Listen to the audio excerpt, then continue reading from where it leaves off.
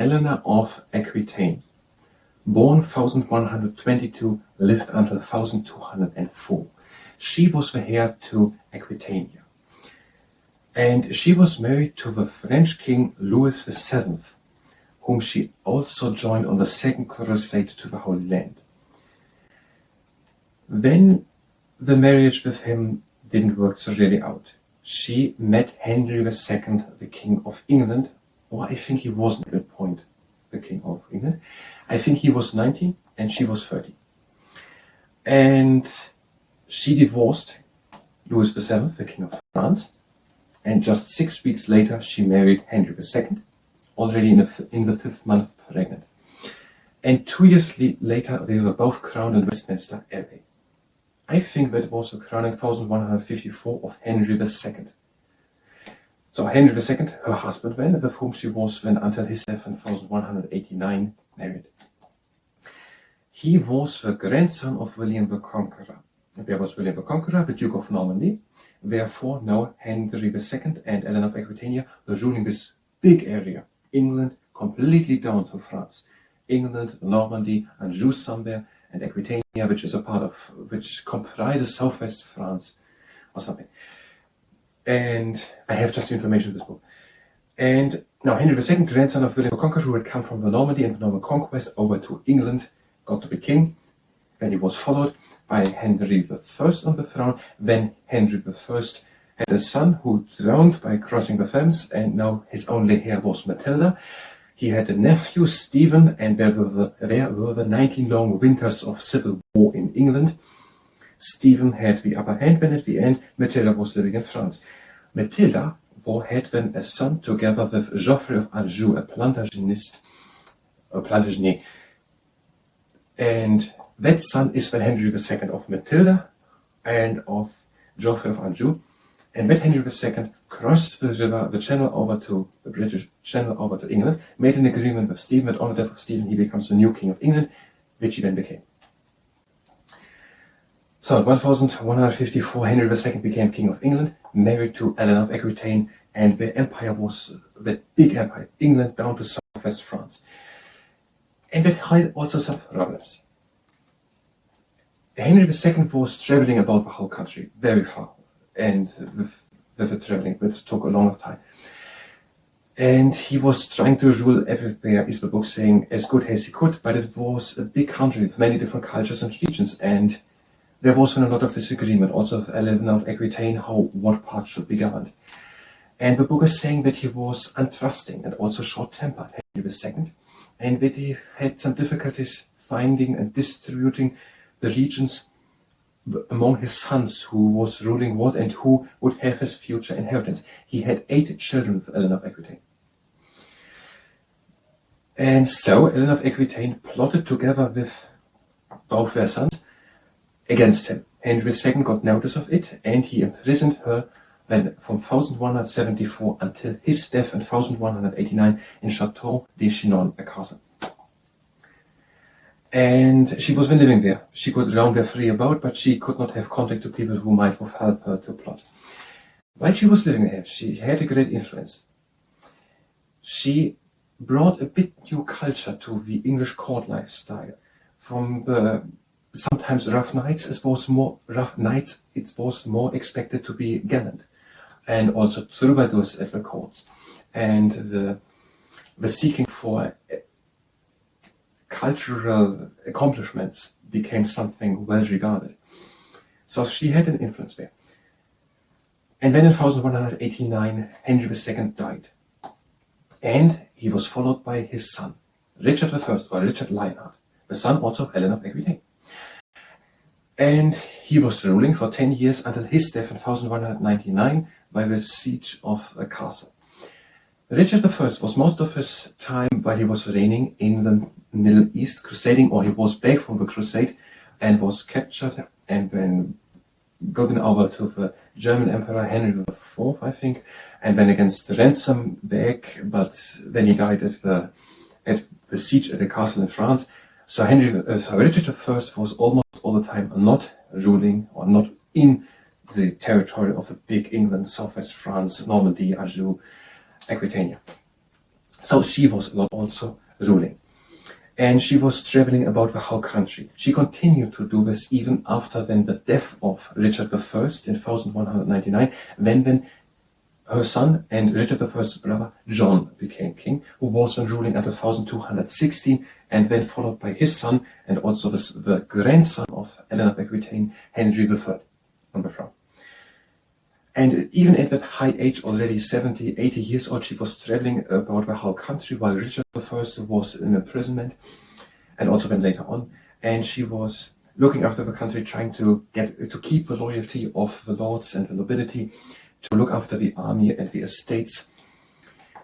And she also organized the marriages, for example, for her granddaughter Blanche of Castile, together with the grandson of her former husband, King Louis VII of France. And so she was not managing there, until then she died in 1204 at Fontainebleau Abbey, and which is the place at which she also previously in life was quite some time. It was a favorite place of her, a place to which she had come previously in her life, oftentimes when she sought for a place where she could find peace. And she has there her tomb next to Henry II and Richard I. And that is according to the history of the kings and queens of England and Scotland on the page 51 and others, and 52. The positions and views expressed are the ones of a source and don't necessarily align with my own or with the ones of the entities spoken of. Hi Rebecca, I'm trying to learn medieval studies today, Eleanor of Aquitaine, and after we've done that, we're gonna do extensor carpi ulnaris strength training, and if you participate in the extensor carpi ulnaris strength training, then it's already honest. You read it already. Now we want to do a presentation. That's again quite a lot. So living 1122, 1204, which would be 82 years. She was the heir to Aquitaine, the region encompassing Gascony and southwest France. Married to Louis VII of France. The marriage failed. She divorced him. 6 weeks later, she married Henry II of England, being already in the 5th month pregnant. Now, with whom, actually? I guess with Richard I. I don't know. Okay. And then she married Henry II, who was the King of England. He was also the Duke of Normandy, in northwestern France, and of Duke of Aquitaine, then I think through the marriage to Eleanor of Aquitaine. Okay, and the whole empire spanning then ruled by them both, spanning the whole western France and England. So Gascony and southwest France and Normandy and Aquitaine. Okay, and Henry II, he was the son of Geoffrey of Anjou, a Plantagenista, because once the Geoffrey had picked up a plant, his father, Geoffrey Count of Anjou, his head together with the plant. It was said that Geoffrey used to wear a sprig of flowers upon himself as a badge, a habit thought to have originated when retrieving his head, which fell off one day while out hunting. He scooped up a handful of yellow broom flowers. Okay, he was ruling. He was the son of Matilda, and Matilda had done the 19 long winters of civil war against Stephen, her half-brother. I don't know. Both were the grandchildren of William the Conqueror, the Duke of Normandy, and she, Matilda, was the daughter, and Stephen was the nephew of Henry I, the son of William the Conqueror of England. And Stephen I was king, but her son Henry II came over. They came to an agreement, he and Stephen, that on the death of Stephen he became king, which he then got. And Henry II was king, married then Eleanor of Aquitaine. I don't know when. It's not written here. They were both crowned in 1100. No, just 2 years later, just literally. 2 years later, Henry and Eleanor were crowned. He was born 1133, so he was, when he became king, 21. And she was 31. She was 32. If they were crowned 2 years later, I think they actually met before Henry II was king. If Henry II was just 21 when he was crowned, it wasn't 154. And they both, whatever, it means he was 19 when he met her. And they were both uncrowned. Okay, but Henry seems to be the only official king, and also after he had died in 1184 and she lived on for 15 years, it was Richard I ruling the whole time, and John, our son. She had 8 children together with Henry II. Henry II has 4 sons and 3 daughters, legitimate and other illegitimate children. That are 7. How does it fit now with 8 with Eleanor of Aquitaine? Is the first child is best with one missing with 7 to 8, the one missing with whom she was already pregnant. Okay. Here's now written that Henry had a short-tempered and untrusting nature towards his sons, and he didn't really know to whom to give the kingdom after he was ruling for 20 years. And so she plotted together with her sons against him. He got notice of it, and he imprisoned her in Chateau de Chinon for the following 15 years. He was ruling for 35 years, is it true? Yes, 35 years. For the following 15 years of his life and reign, he died at Chinon Castle in Anjou, the same castle where she was imprisoned. She could roam there about, but she could not meet people with whom she maybe could plot again. She introduced there, she undoubtedly spread the Romance culture of southern France. And while she was there, she had a big impact on changing the life at court, let's say that. More a romantic culture or Roman style of southern France with expected gallant behavior from the knights and troubadours entertaining in the castles, and also the well-seen form, the kindly regarded, the well-regarded cultural pursuits, ambitions were praised. She also accompanied already her first husband, Louis VII of France, in the Second Crusade to the Holy Land, leading a special ladies' crusade. What does that mean? Okay, she wore at her crowning elaborate ornaments and fabrics from exotic lands. And then after he had died, Henry II, 1189, she was around 70 years old. She continued to travel about the whole country even at that age, and looking after the country, looking that marriage alliances were kept firm, that the English lords were loyal, and she looked after army and estates. She died at 1204, aged 82, at the Abbey of Fontainebleau, which already was a place where she got previous in her life when she wanted moments of peace and peace. The Chateau of Chinon is at the River Vienne, at the tributary of the Loire. It was somewhere said where Fontainebleau was.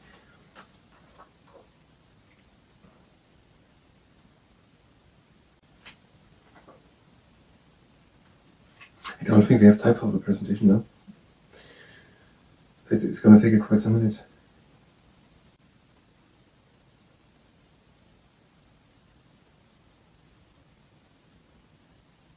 It's never written where that is.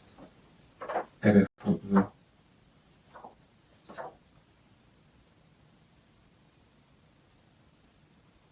Chateau de Chinon is at the River Vienne, a tributary to the Loire, and she, also Henry II, and her son Richard I, are entombed at the Abbey of Fontainebleau.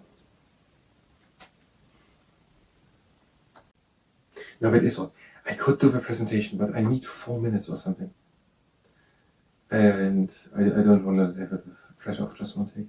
That means we're going to do this the next time when we're going to say also a bit to Richard I.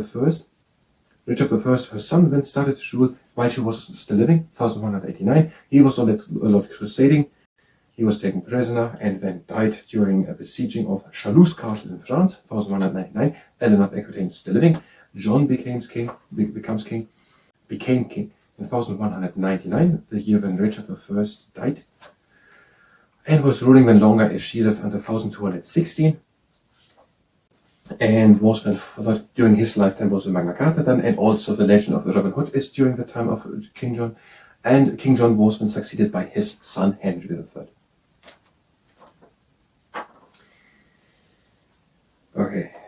So we don't have time for a presentation. If you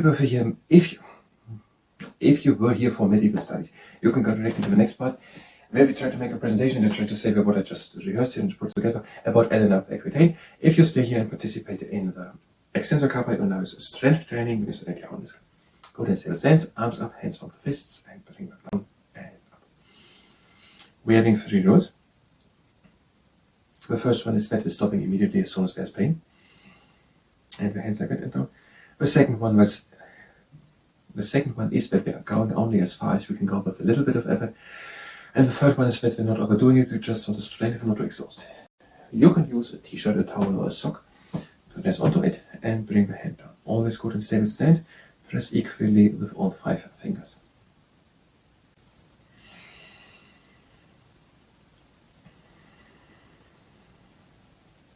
And with the other hand, press and down, and again up, and down.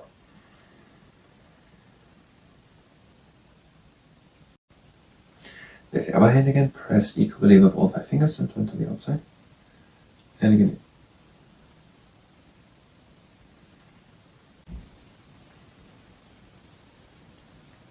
Other hand, press in.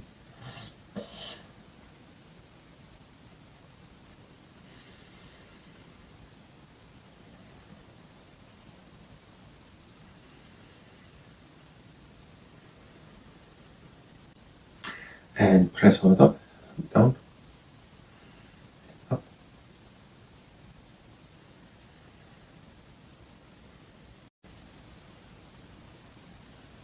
And with the other hand, press down and up.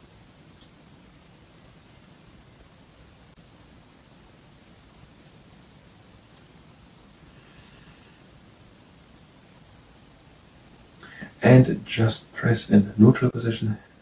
And also with your hand. And that was the extensor carpi strength training. I thank you very much, and until the next time.